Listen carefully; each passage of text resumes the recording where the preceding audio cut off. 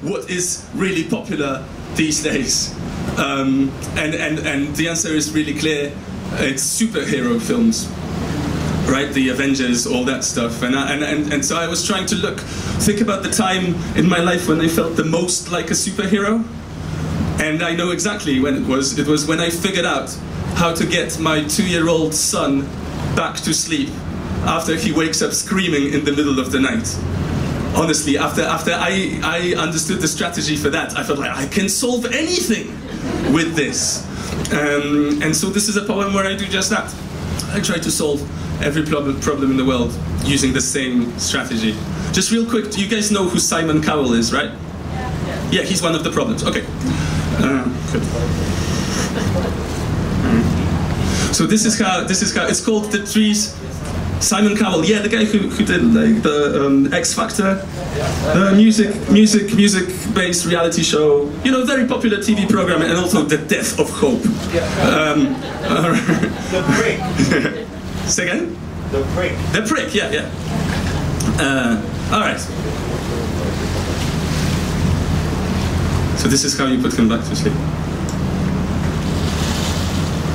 Outside, the trees are loud and moving with the wind, and rain is falling, making the ground all muddy, and all the squirrels got scared, so they went into the little squirrel houses, and they're cuddling together, all soft and cozy, and his little buddy is a snapped elastic band.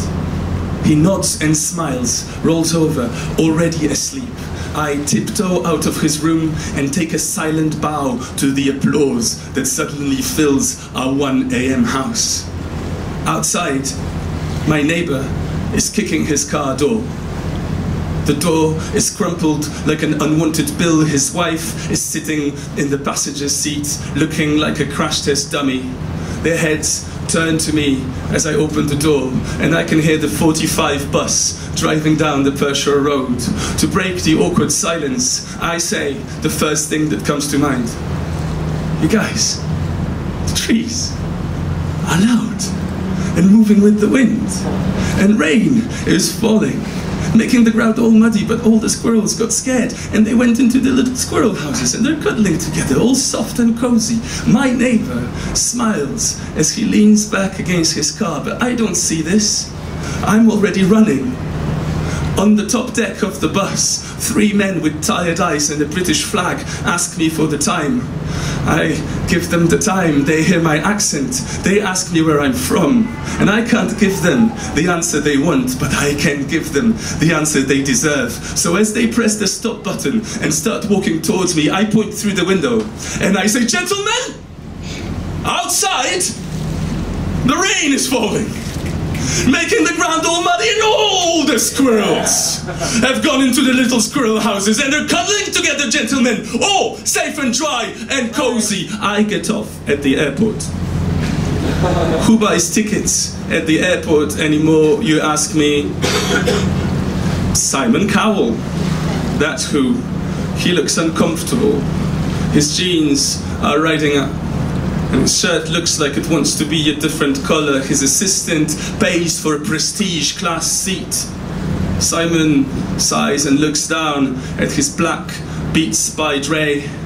He holds them like brass knuckles. I can hear the headband creaking in his fist. I tap him on the shoulder. "Simon." He flinches. "Simon, man, you need to hear this.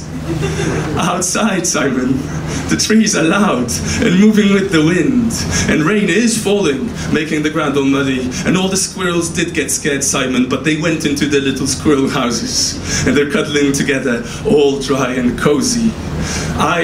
As soon as I get off the plane in South Carolina, I take a taxi to the Peace Center. The guards ask me for a ticket. I give them a notebook and a red crayon. I tell them, "Draw a fire engine made out of balloons. It's a big stage." Now I can count at least 6 TV cameras. But as I climb up, the 7 men behind the podium stop yelling at each other. "Who's this loser?" asks the biggest one. I clear my throat. I find my camera and I say, "America, Outside, the trees are loud and moving with the wind. And rain is falling, making the ground all muddy. And all the squirrels, America, they did get scared. And you know what they did? They went into their squirrel houses and they're cuddling together, all soft and cozy. And the kids, well, they're still asleep by the time I get home. And I sit at the kitchen table.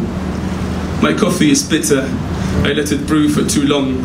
My feet are cold from the paved floor. And I can see my phone screen is on. And comment sections yell at me like sirens. And I just want to tilt my head back and scream until the cul-de-sac we live on shakes me off its back like a wet dog. And then she walks in, runs her finger through my hair, sits down next to me with the bill I forgot to pay without comment. She puts the kettle on, and the steam clouds the window, but I can see that outside the trees are moving with the wind. Thank you.